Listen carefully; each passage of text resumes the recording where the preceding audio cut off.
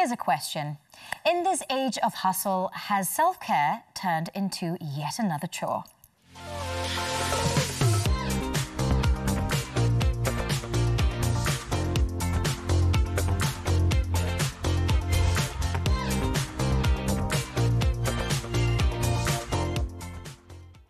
Hello and welcome to another episode of Women Talk Season 8. I'm Anita Woo, your host today, and we're tackling a very modern dilemma, which is wellness or workload. Now, somewhere between trying to have it all and balancing it all, many women, as it turns out in a study, shows that they're feeling burnt out even while chasing wellness itself. So 7 out of 10 working women have reported feeling stressed most days, and not only that, they say that their wellness routines have started to feel like work. So to help me understand what the deal is here and for us to find true balance about this topic, we have 2 experts who live and breathe it all. Please welcome Dr. Siddiq, or aka Dr. Sid, Dr. Mohammed Siddiq, who is a very renowned aesthetic physician who's turned mindfulness and wellness coach. Welcome to the show, Dr. Sid. Thank you for having me. And we also have Marissa Parry, who is also a renowned health and lifestyle coach. Thank you for being with us. Thank you. Okay, let's get right into it. Do you think social media has medicalized wellness somewhat? You know, there's all this hype about self-diagnoses through everything you watch, and people feeling guilty for not keeping up with what's right and what's supposedly the right thing to do. And is there even like a one-size-fits-all? Dr. Sid, let's start with you. I believe social media has really upped the ante on wellness. It's taken it away from the actual point of wellness. People are keeping track of everything, sleep, steps, hormones, constantly. That only ratchets up anxiety, not calms the person. Yeah. So they need to find why they're doing what they're doing, who they're doing it for. It's important. It should be self-care, not self-surveillance. Wow, I like that. Self-care, not self-surveillance. Very quickly as well, Marissa, what about you? Yeah, what about social media? I have to agree with what Dr. Sid just said. We are inundated with what's on social media. I think even myself, I get lost in it. And then we're comparing ourselves to what other people are doing. Sometimes I question myself and what I'm practicing and I'm teaching. And I think we've got to filter it out and get away a bit from social media. It's not all bad. It's not all bad. We're definitely learning some stuff. But I think we are now getting to a point where nearly everyone is becoming a coach, you know. They've lost weight and now they're a weight loss coach, you know. They've done a gut cleanse and now they're a gut health coach. So it's also being able to navigate through all that, you know. And here we are trying to deliver our services and about self-care. And self-reflection, right? That's a very good point. I'd like to ask as well, you know, you touched on an interesting point about metrics. Right, this has become another performance metric, essentially. Wellness, has that become another performance metric? How useful is all this tracking in hindsight? I think if you have chronic issues, it's good to monitor certain blood works. But if you're doing it constantly, your body listens to you. That just slowly edges up that stress levels. It's not calming you down. You're actually worrying about whether you pop this pill, whether you have done enough steps for that day, or whether you've slept enough. And you need to forgive your body. You need to be compassionate towards your body. And unfortunately, social media doesn't allow for that. Yeah, I think with all these metrics, it's taking away from listening to your body. And actually, we just had this conversation with, for example, like a continuous glucose monitor. Right. And if you have diabetes, you know, use it. It makes sense. Yeah. But if you're someone that is of generally good health, why do you need to wear it? And then you start relying on these metrics. I don't wear Fitbit. I don't wear any watches. I don't need to know. I don't wear a watch too. And it's really just, I think, turning inwards. The inner intelligence, the biological intelligence, and learning how to listen. Yeah, our body will tell you. The phone's not going to tell you. A watch is not going to tell you. It can help you in some instances. It's good to know how many steps I took today. It is nice. It is nice. It's assisting, but it's not deciding. Eventually, you decide what kind of care you want for your body, What works for someone else might not work for you. I ask them what is their intention. If it's about them, then I ask them what kind of compassion do they have for themselves. I think those two are very essential for healing or for wellness, for anything. If you want to participate but you're not present, it defeats the point. That's so key. I think they've actually had studies about like mindfulness, doing workouts even, and the difference that you have in terms of, like not just calories being burnt, but results. Yes, Yeah. yes. Even for mindful eating, the absorption of certain nutrients is increased when you're mindfully eating. And I think we've got to come and get to the basics. And it is what you said, what is it that you want? What is the outcome? What is your goal? Yeah. And I think it's really just getting your foundations right. And again, going and mentioning this whole thing with tech and that's later. Yeah. You know, are you moving enough?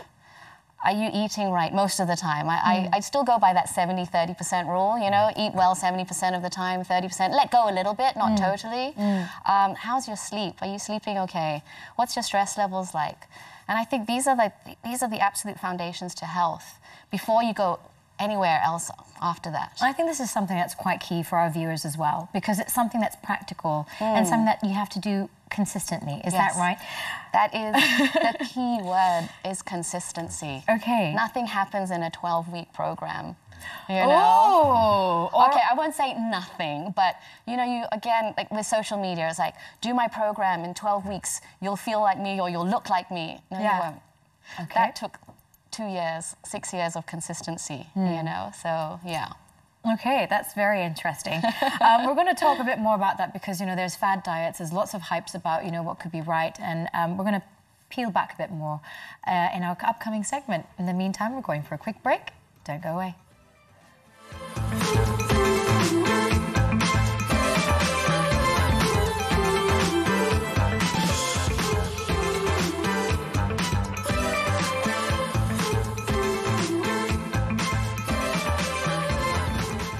Welcome back to Women Talk. We are in the episode about the dilemma between wellness and it becoming a workload. And we've got in studio with us Dr. Sid as well as Marissa Perry, who are both wellness, lifestyle, as well as health coaches, essentially. And this is what they work, live, breathe, and empower other people to do better in their lives. You coach women, and women we know, not just women, obviously, but we know that women especially juggle lots of hats, whether it's work, family, personal goals.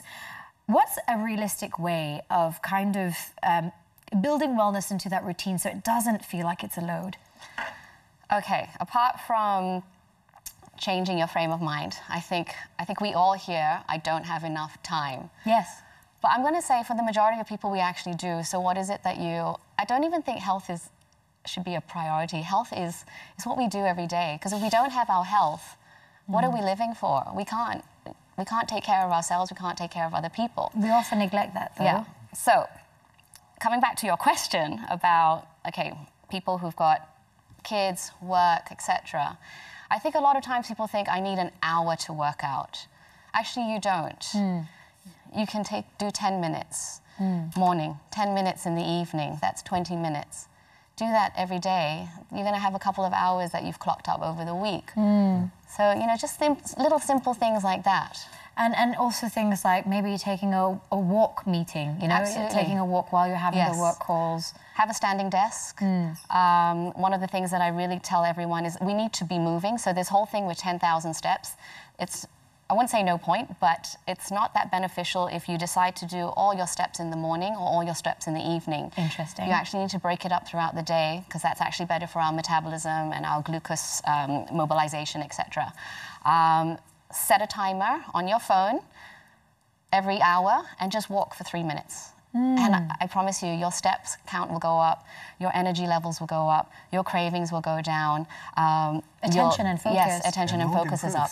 Yes, it all improves. Yeah. Wow, I've got to build an hourly alarm. Yes, absolutely, really. Just 3 minutes every hour. Okay, so these are the micro habits that you're basically saying we can integrate into a day. Yes. Okay. I'm going to put in another micro habit. Yes, please. As part of the walking, something that everyone can start, go for a walk after dinner. Because often after dinner, everyone just sits down in front of their phone or the TV. Yeah. Just go for a 10-minute walk. Yeah, Okay. It does wonders, and you also probably sleep better. Sleep much better. Yeah. Yeah. So what are the most common mistakes you're finding out there, and what advice do you have for people trying to just do better? They try to over-optimize. They want to put everything into their day, everything into their week, and they want to follow who's doing what. And eventually they get burnt out because they're not doing anything that they really want to. Wow. They're doing things because that's what health is at that present moment. So that needs to slow down or stop. What we talked about, micro-dosing or micro. Habits. So these are activities that you can impart into their lives. And of course, they need to enjoy what they're doing. Absolutely. They need to enjoy it, that it helps them. If it's not helping them, if they're not enjoying it, it's counterproductive. Well, what are some people who are just like, but I just don't enjoy working out? You know, they haven't given it a chance, because exercise releases all our endorphins and our happy hormones. You really can't not enjoy exercise. And look at all the choices that we have. Right. There is something for everyone. Yes, there is. There Absolutely, is. yeah. Okay. You need to start very slow. Again, it's not about an hour in. You can do isometric exercise 6 minutes a day, and that's as powerful as an hour. Isometric exercise, very Yes, quickly, what's that? isometric. Just hold the push-up in position.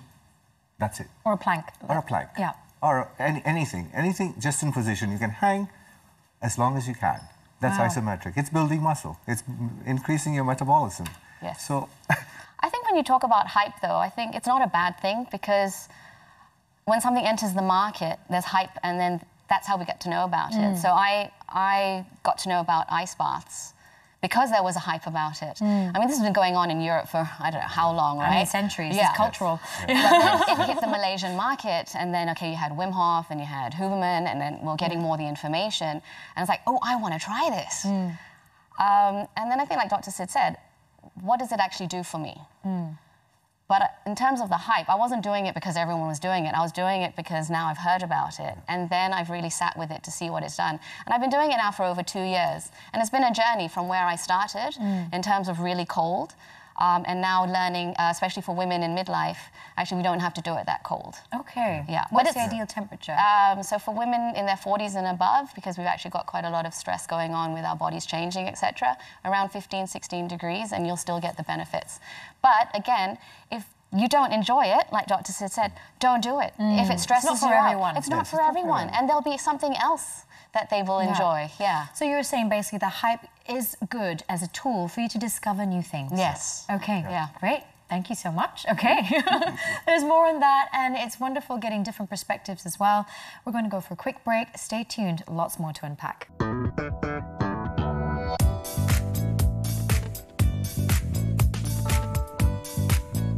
Hey everyone, so today we'll be expanding more on something that a lot of us struggle with, finding that sweet spot between wellness and workload. Sometimes we say, I'll work out when I have time, but in between deadlines, meetings, and of course late night at the office, that time never really comes, right? Can you share how important is it to balance lifestyle and also workload with active lifestyle, and how do you do that? So because I'm a PR practitioner, or rather a communications person, I typically spend a lot of my time in the office just sitting down, and I don't do a lot of movement in my day-to-day. So what I do is make sure that at the end of every day or at the end of every work day, I would try to do some movement. I'll go out, I'll do my Muay Thai. On the weekends, I'll go out hiking, jogging, or something like that, and making sure that I prioritize not just my physical health, but my mental health as well. Why is it important to prioritize your mental health and physical health with workload? Oh, because working in PR and just interacting with a lot of people all the time, I think that takes a toll on myself, especially my emotional health, I would say. So it's so important that we're spending time on with ourselves as well, and not just at work. Honestly, I think balance is about knowing how to take care of yourself. Work, of course, is important, but taking care of yourself is also important, right? Usually, my weekdays is also full with work.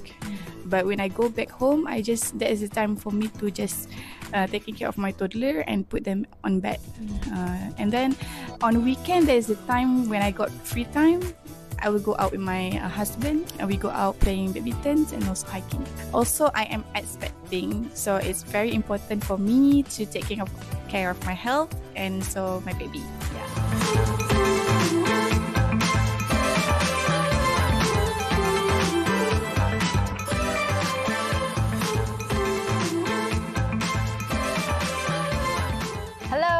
Welcome back to Women Talk. We're going to pick up on what we discussed earlier, about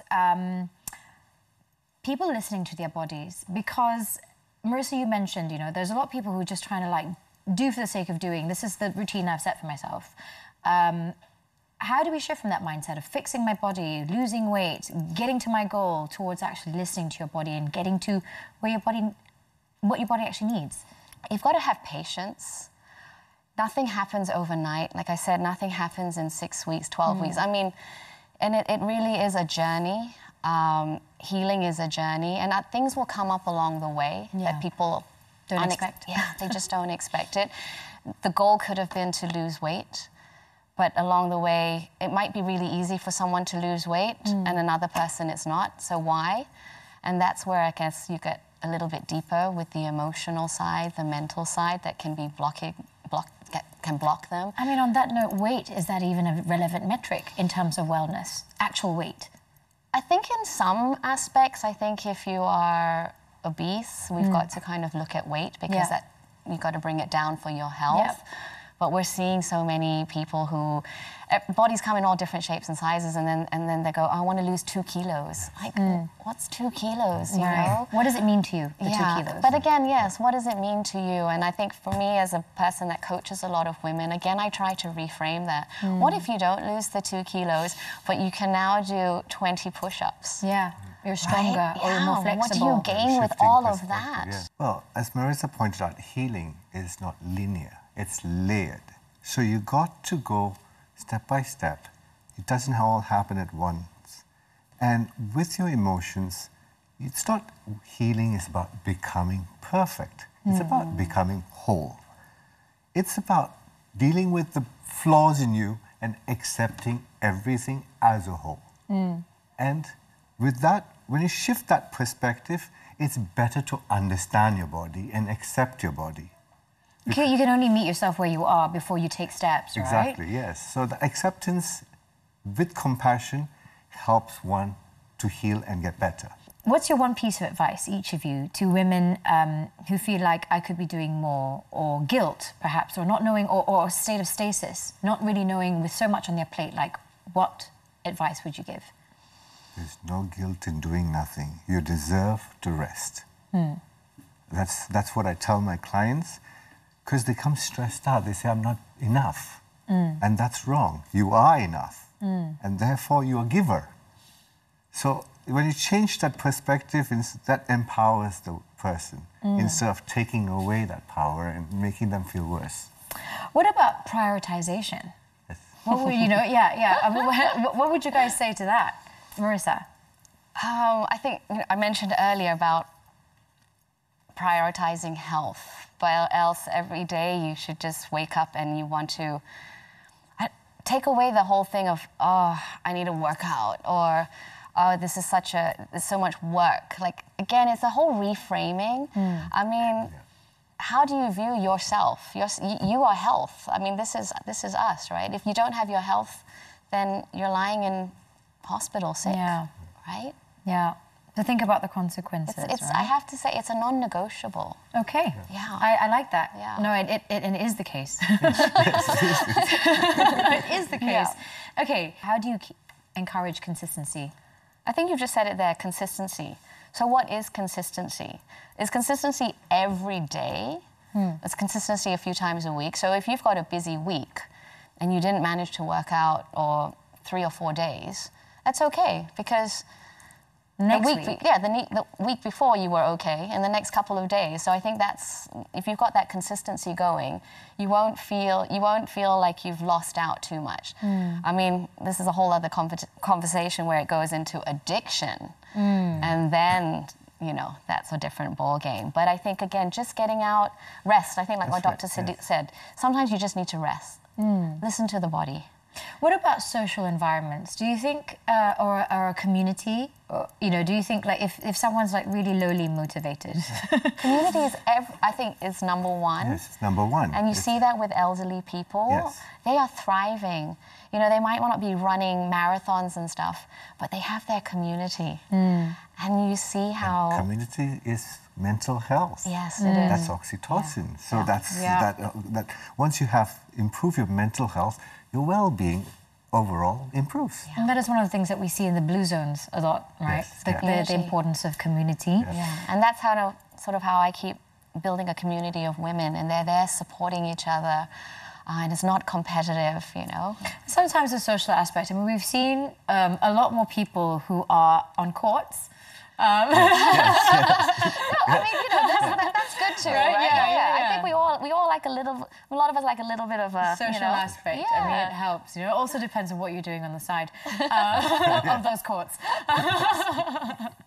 Okay, right. So a little final word.